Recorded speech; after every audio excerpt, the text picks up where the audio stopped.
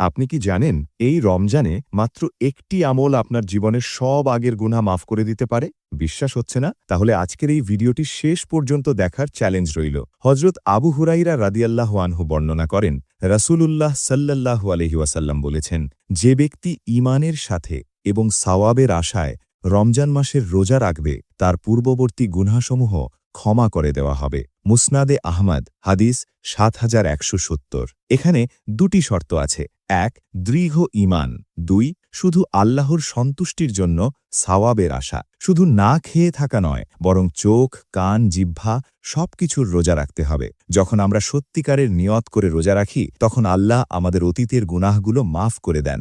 ভাবুন তো, একটি মাস আর আল্লাহর পক্ষ থেকে সম্পূর্ণ ক্ষমা। এটা কি কম সৌভাগ্যের বিষয়? এই রমজানকে হালকাভাবে নেবেন না। হতে পারে এটাই আমাদের জীবনের শেষ রমজান। তাই আজ থেকেই নিয়ত ঠিক করি, আমার রোজা হবে ঈমানের সাথে, শুধুই আল্লাহর জন্য। আপনি কি প্রস্তুত এই রমজানে নিজের সব গুনাহ মাফ করানোর জন্য?